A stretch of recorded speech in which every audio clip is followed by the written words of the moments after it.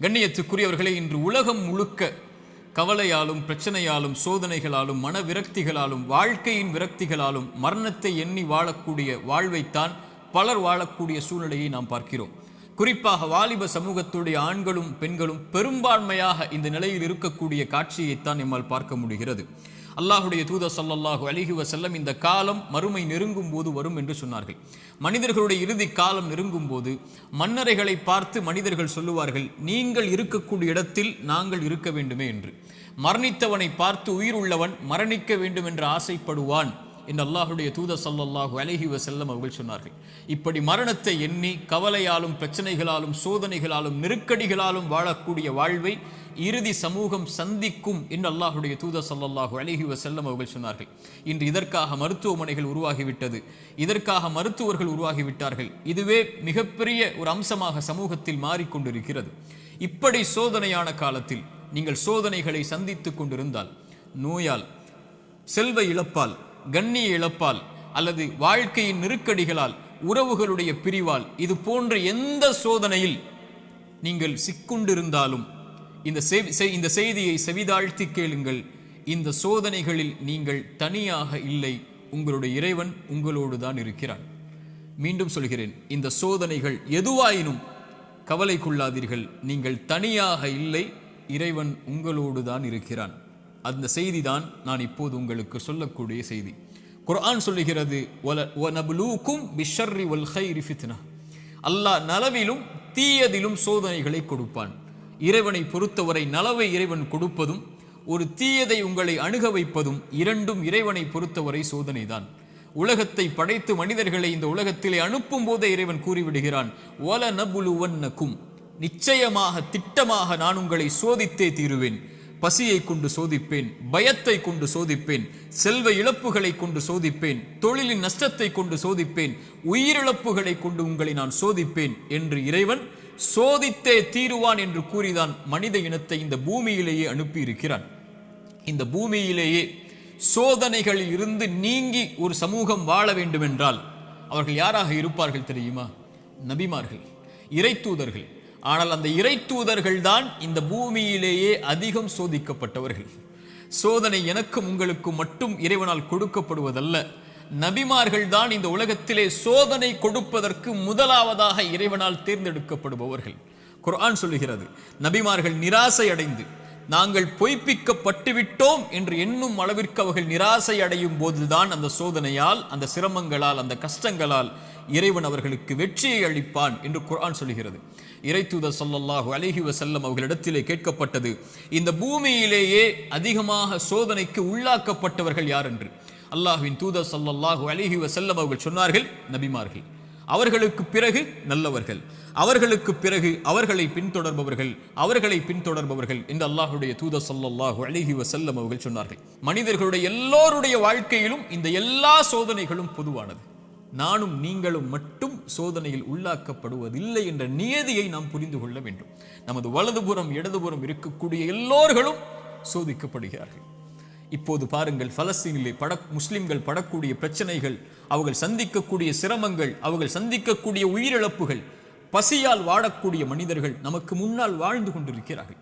தண்ணீர் கிடைக்காமல் தாகத்திலே கடல் நீரை குடிக்கக்கூடிய மக்கள் இன்று பலஸ்தீனிலே உண்டு. பசியால் புல்லை, விலங்கினங்களுடைய கழிவை சாப்பிடக்கூடிய மக்களாக இன்று பலஸ்தீன் மக்கள் பசியால் தாகத்தால் வாடுகிறார்கள். மனைவி இல்லை, குழந்தைகள் இல்லை, கணவன் இல்லை, உறவுகள் இல்லை. ஒரு கடைக்கு சென்று திரும்பி வந்த பெண்ணுக்கு குடும்பம் முழுக்க மண்ணில் புதைந்திருக்கிறது. அவர்களுக்கு உணவுக்கு வாய்ப்பில்லை, தண்ணீருக்கு வாய்ப்பில்லை, ஒதுங்குமிடத்திற்கு வாய்ப்பில்லை, பாதுகாப்பிற்கு வாய்ப்பில்லை. அவர்கள் தொழுவதற்கு மஸ்ஜிதுகள் இல்லை பலஸ்தீனில்.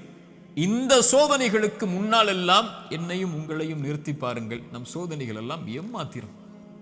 என்ன அளவு சோதனைகளை சந்திக்கிறோம்.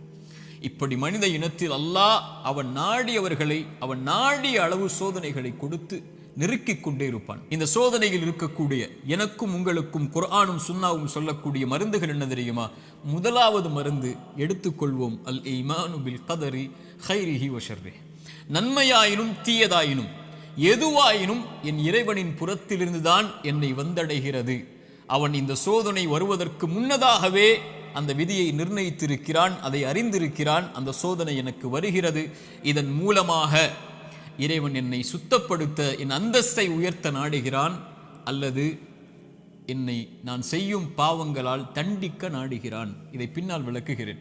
ஆனால் ஒரு முஃமின் சோதனைகள் வரும்போது அவனுடைய உள்ளத்தில் பதிய வைக்க வேண்டிய முதல் அம்சம், இதை என் இறைவன் அறிந்திருக்கிறான். வமா தஸ்குது மின் வரகத்தின் இல்லா யஅலமுஹா. இந்த உலகத்தில் இருந்து ஒரு மரம், அந்த மரத்தில் இருந்து ஒரு இலை கீழே விழ முடியாது என் இறைவனுடைய நாட்டம் இல்லாமல், கல்வி இல்லாமல். இதை அறிந்த இறைவன் என் சோதனையை அறியாமல் இருப்பானா? எனக்கு வரக்கூடிய நோயை, செல்வ இழப்பை, கஷ்டங்களை, சிரமங்களை, பிரிவை என் இறைவன் அறியாமல் இருப்பானா?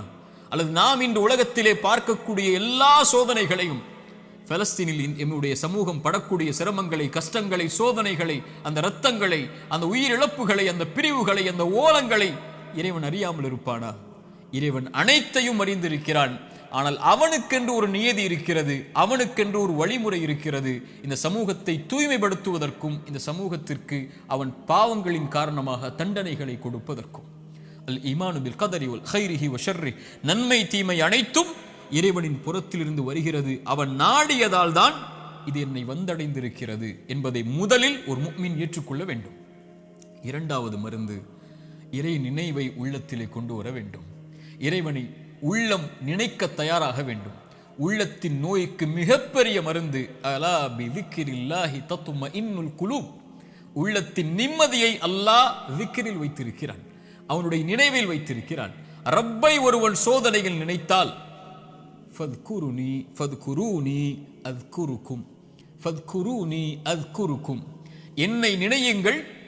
ரப்பு சொல்லுகிறான், உங்களை படைத்தவன் சொல்லுகிறான், உங்களை பரிபாலிப்பவன் சொல்லுகிறான், அத்குருக்கும், உங்களை நான் நினைக்கிறேன். அல்லாஹு அக்பர். அல்லாஹ் நினைத்து விட்டால் உங்களுடைய சோதனைகள் எல்லாம் எம்மாத்திரம் அவனுக்கு நீக்குவதற்கு. உங்கள் நோயில் இறைவன் உங்களை நினைத்து விட்டால் அவனை தவிர வேறு யார் உங்களுக்கு மருந்தை கொடுத்து அந்த நோயை நீக்க முடியும்? செல்வ இழப்பை நீக்க முடியும், பிரிவுடைய கவலைகளை நீக்க முடியும், வாழ்வின் பிரச்சனைகளை நீக்க முடியும். அல்லாஹுடைய தூதர் ஸல்லல்லாஹு அலைஹி வஸல்லம் சொன்னார்கள், அல்லாஹ் கூறுவதாக, ஒரு அடியான் என்னை எப்படி நினைக்கிறானோ அது போன்றே நானும் அவனை நினைக்கிறேன். அவன் என்னை நினைத்தால் நான் அவனோடு இருந்து விடுகிறேன். அவன் என்னை தனிமையில் நினைத்தால் நானும் அவனை தனிமையில் நினைக்கிறேன். அவன் ஒரு கூட்டத்தில் என்னை நினைவு கூர்ந்தால் அவன் நினைவு கூறக்கூடிய கூட்டத்தை விட சிறந்த கூட்டத்தில் நான் அவனை நினைவு கூறுகிறேன் என்று அல்லாஹுடைய தூதர் ஸல்லல்லாஹு அலைஹி வஸல்லம் அல்லாஹ் கூறுவதாக சொன்னார்கள். அவன் தனிமையில் அவன் நினைத்தால் என்னை, நான் அவனை தனிமையில் நினைக்கிறேன். என்னை நினைத்தால் நான் அவனோடு தான் இருக்கிறேன் என்று அல்லாஹ் கூறுகிறான். அல்லாஹ் உங்களோடு இருந்தால் ஏன் கவலை? அல்லாஹ் உங்களோடு இருந்தால் ஏன் பிரச்சனைகள்? அல்லாஹ் உங்களோடு இருந்தால் ஏன் சிரமங்கள்?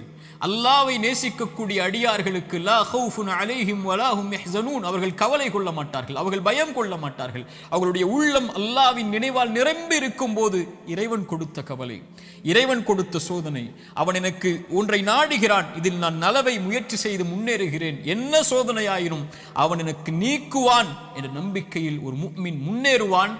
ஒரு பாவி இறைவனை குறை கூறி பின்னால் வந்து விடுவான், இறைவனை மறந்து பின்னால் சென்று விடுவான், இறைவனை ஏசி அல்லது சபித்து நீ எல்லாம் இறைவனா என்று சோதனையில் அவனை தூற்றிவிட்டு பின்னால் வந்து விடுவான். ஒரு முஃமின் அவனை அதிகம் அதிகம் நினைவு கூறுவதற்கு தயாராகுவான். மூன்றாவது துஆ, அவனை அழைக்க வேண்டும், நினைத்த இறைவனை அழைக்க வேண்டும். அழைப்பதுதான் சோதனைகளை நீக்கும். கரம் ஏந்தி உங்களுடைய சோதனைகளை முறையிட்டு நீங்கள் அல்லாஹ்வை அழைக்காமல் சோதனை நீங்கும் என்று நினைப்பது பகலில் கனவு காண்பதுதான். நடக்கவே நடக்காது. இறைவனை அழைத்தால் தான் சோதனைகள் நீங்கும். நபிமார்கள் அழைத்தார்கள், நபி யூனுஸ் அழைத்தார்கள், அல்லாஹ்வை லா இலாஹ இல்லா அன்த சுப்ஹானக் இன்னி குன்து மினல் ஸாலிமீன். உறவுகளை விட்டு நீங்கி, உலகத்தை விட்டு நீங்கி செய்த ஒரு சிறிய தவறால் மீன் வயிற்றில் அகப்பட்டு இருளில் கிடக்கக்கூடிய ஒரு நபி, அவர்களுக்கு தெரியும் இந்த இருளில் இருந்து யாரும் என்னை நீக்க முடியாது, என்னை விளக்கி கொண்டு வர முடியாது, மீன் வயிற்றுடைய இருள் சூழ்ந்திருக்கிறது, உங்களுடைய வாழ்க்கையும் இருளால் சூழப்பட்டிருந்தால் அல்லாஹுடைய தூதர் சொன்னார்கள், யூனுஸ் அழைத்த அந்த பிரார்த்தனையை நீங்களும் அழையுங்கள், அல்லாஹ் உங்களையும் அந்த பிரச்சனையில் இருந்து நீக்குவான். லா இலாஹ இல்லா அன்த சுப்ஹானக், வணக்கத்துக்குரிய இறைவனை, உன்னை தவிர வணங்கத் தகுதியானவன் யாரும் இல்லை, நீ பரிசுத்தமானவன். இன்னி குன்து மினல் ஸாலிமீன், நான் அநீதம் செய்பவன் யா அல்லாஹ், அநீதத்திற்கு உள்ளானவன் யா அல்லாஹ், எனக்கு இந்த சோதனைகளை நீக்கு யா அல்லாஹ் என்று அவன் கேட்பான். அல்லாஹ் அந்த சோதனையை நீக்குவான். நான் செய்த பாவத்தால் எனக்கு இந்த சோதனை என்றால் இதோ விடுகிறேன் யா அல்லாஹ், நீக்கு யா அல்லாஹ். நபி யூனுஸ் அழைத்தார், அல்லாஹ் நீக்கினான். நபி மூசா அழைத்தார், அல்லாஹ் நீக்கினான். நபி இப்ராஹிம் அழைத்தார்கள், அல்லாஹ் நீக்கினான். நபி தாவூத் அழைத்தார்கள், அல்லாஹ் நீக்கினான். நபி நூஹ் அழைத்தார்கள், அல்லாஹ் நீக்கினான். நபி ஜக்கரியா அழைத்தார்கள், அல்லாஹ் நீக்கினான். நபி அய்யூப் அழைத்தார்கள், அல்லாஹ் நீக்கினான். முஹம்மது ரசூலுல்லாஹ் ஸல்லல்லாஹு அலைஹி வஸல்லம் அழைத்தார்கள், அல்லாஹ் நீக்கினான். நாம் அழைத்தோமா அல்லாஹ்வை? நாம் கேட்டோமா அல்லாஹ்விடத்தில்? நாம் முறையிட்டோமா, யா அல்லாஹ் இந்த சோதனையால் சிரமப்படுகிறேன், அவதிப்படுகிறேன், கஷ்டப்படுகிறேன், இன்னல் படுகிறேன், கண்ணீர் வடிக்கிறேன், எனக்கு இந்த சோதனையை நீக்கு யா அல்லாஹ். என் பாவத்தின் மூலமாக வந்திருந்தால் இதோ இந்த பாவங்களை விட்டு விலகி வருகிறேன் யா அல்லாஹ், என் கவலையை நீக்கு என்று கேட்டிருக்கிறோமா? அல்லாஹ்வுடைய தூதர் ஸல்லல்லாஹு அலைஹி வஸல்லம் ஒரு நபித்தோழரை பார்க்கிறார்கள். பள்ளியில் தொழுகை அல்லாத நேரத்தில் அவரை பார்த்து கேட்டார்கள், ஏன் தோழரே பள்ளிக்கு வந்திருக்கிறாய் இந்த நேரத்தில்? அவர் சொன்னார், யா ரசூல் அல்லாஹ், கடன், யா ரசூல் அல்லாஹ், கவலைகள், உள்ளம் நிரம்பி இருக்கிறது அல்லாஹ்வின் தூதரே. அல்லாஹ்வுடைய தூதர் ஸல்லல்லாஹு அலைஹி வஸல்லம் சொன்னார்கள், நான் உனக்கு ஒரு துஆவை சொல்லித் தருகிறேன், அதை நீ ஓதினால் அல்லாஹ் ரப்புல் ஆலமீன் உனக்கு இந்த சோதனைகளில் இருந்து வெளியேறக்கூடிய வாய்ப்பை அல்லாஹ் ரப்புல் ஆலமீன் உனக்கு தருவான். என்ன அல்லாஹ்வின் தூதரே அந்த பிரார்த்தனை? அல்லாஹும்ம இன்னி அஊது பிக மினல் ஹம்மி வல் ஹஸன், அல்லாஹும்ம இன்னி அஊது பிக மினல் ஹம்மி வல் ஹஸன்.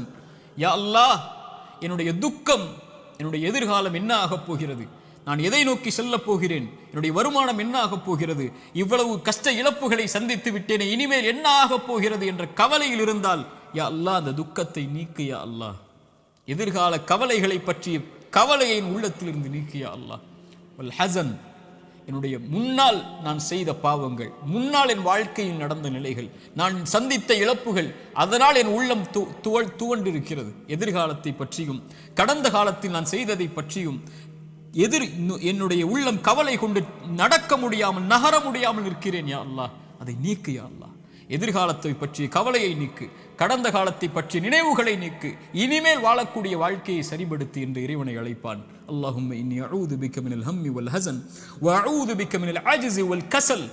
யா அல்லாஹ், இயலாமை, என்னால் இனிமேல் என்ன செய்ய முடியும், என்ன இருக்கிறது என்னிடத்தில், எதை கொண்டு செல்லுவேன் என்ற பயம், இயலாமை என்னிடத்தில் இருக்கிறது.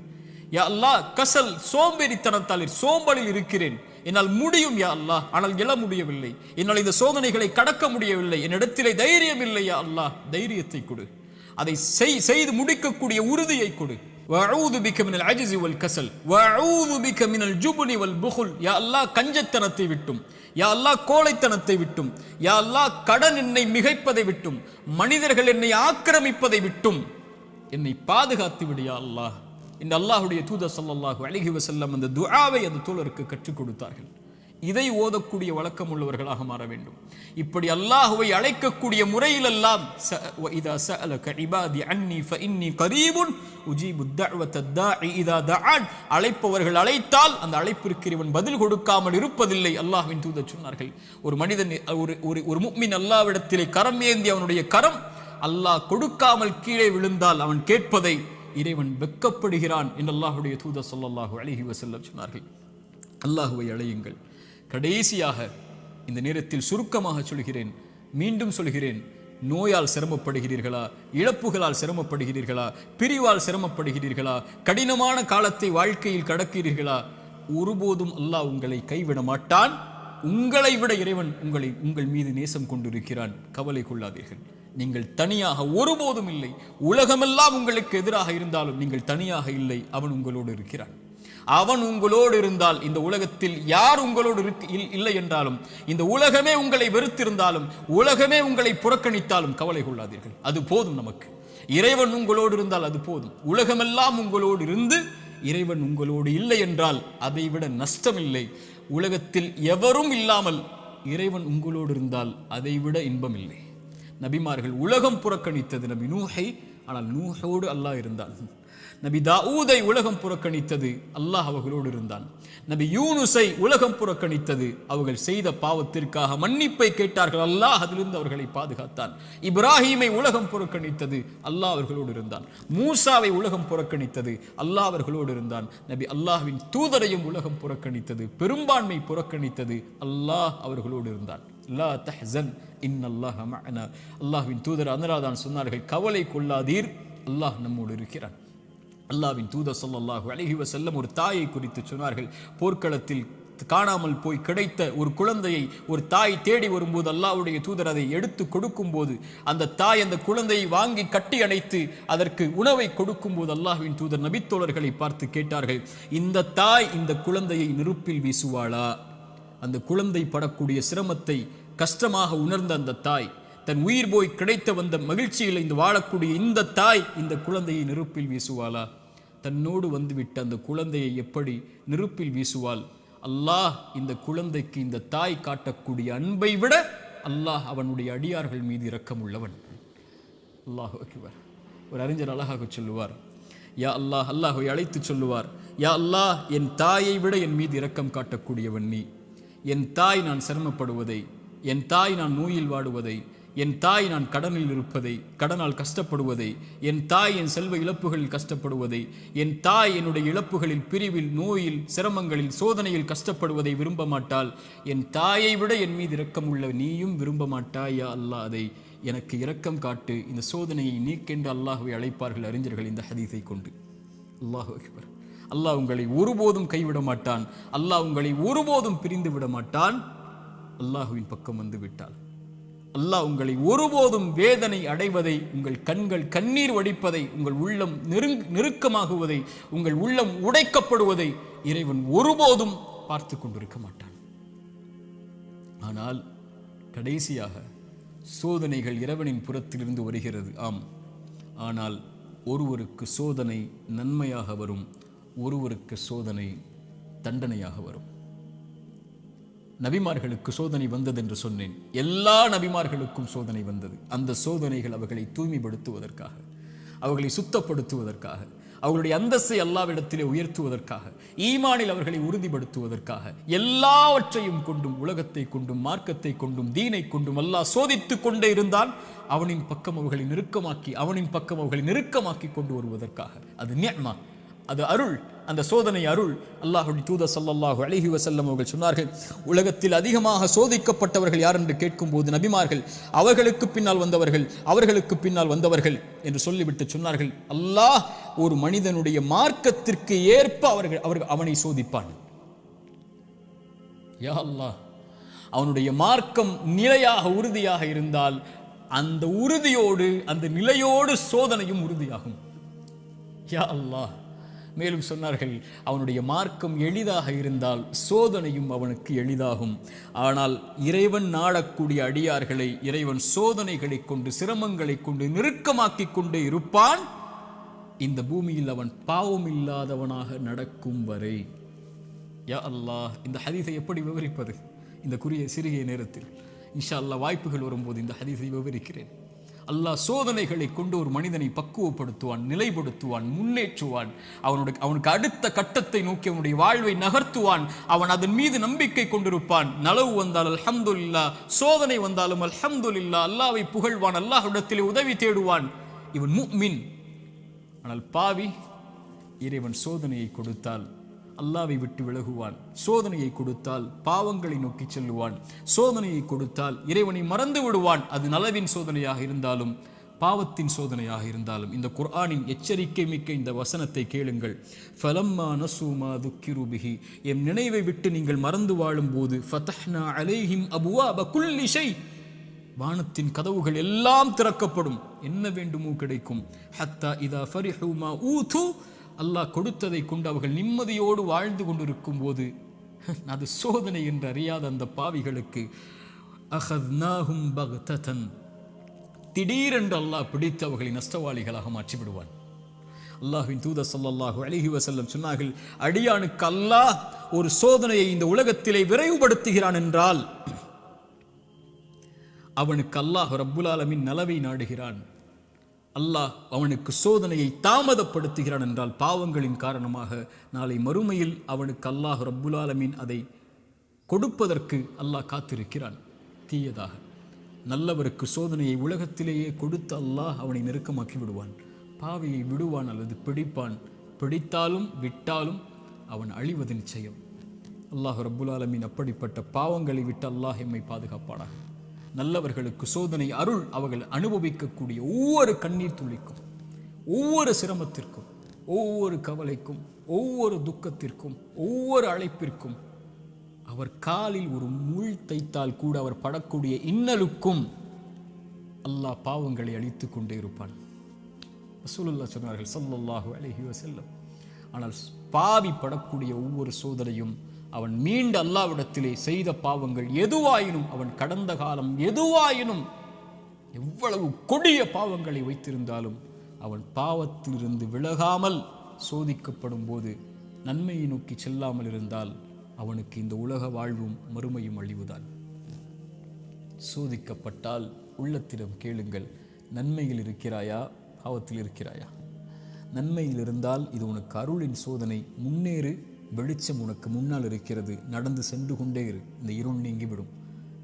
இருளுக்கு பிறகு பகல், துன்பத்திற்கு பிறகு இன்பம், நோய்க்கு பிறகு சுகம், இப்படி உலகம் மாறி மாறி உனக்கு கொடுக்கும். ஓடிவிடு நன்மையை தேடி. வெளிச்சம் உன் வாழ்க்கையில் விரைவில் வரும், மிகப்பெரிய வெளிச்சமாக. நீ ஒரு மாதம் சிரமப்படுவாய், ஆனால் நீ கடக்க வேண்டிய இந்த மாதத்தை அல்லாஹ்வின் நம்பிக்கையில் நன்மையில் கடந்து விட்டால் நீ வருடம் முழுக்க நிம்மதியோடு இருப்பாய். 3 நாள் 4 நாட்கள் நோயில் சிரமப்பட்டால் கவலை கொள்ளாதே. அந்த நோயை அல்லாஹ்வின் நன்மைகளை எதிர்பார்த்து காரணிகளை எடுத்துக்கொண்டு களி, அல்லாஹ் உனக்கு அதற்கு பிறகு மிகப்பெரிய சுகத்தை வைத்திருக்கிறான். ஆனால் பாவத்தில் இவை அனைத்தையும் நீங்கள் சந்தித்தால், பாவம் உங்களிடத்திலே இருந்தால், யா அஹி யா உஹ்தி, என் தோழரே, என் சகோதரியே, அல்லாஹ்விற்காக அதை விடுங்கள். அல்லாஹ் உங்களை அரவணைக்க காத்து கொண்டிருக்கிறான். அவனை நோக்கி வந்து விடுங்கள். உங்கள் வாழ்வின் கவலைகள், பிரச்சனைகள், துன்பங்கள் இவை அனைத்தையும் இறைவன் நீக்கி விடுவான். அல்லாஹ் அப்படிப்பட்ட வாழ்வை எமக்கு தரட்டும். அல்லாஹ் இந்த அறிவுரை எனக்கும் உங்களுக்கும் அறிவுரையாக்கட்டும். இதன் மூலமாக என்னுடைய வாழ்வை இறைவன் செழிப்பாக்கட்டும்.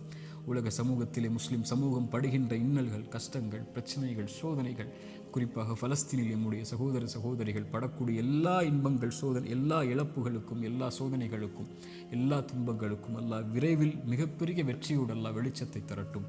அகூலு கௌலி ஹாதா அஸ்தக்ஃபிருல்லாஹ் லீ வலக்கும். அஸ்ஸலாமு அலைக்கும் வரஹ்மத்துல்லாஹி வபரகாத்துஹு.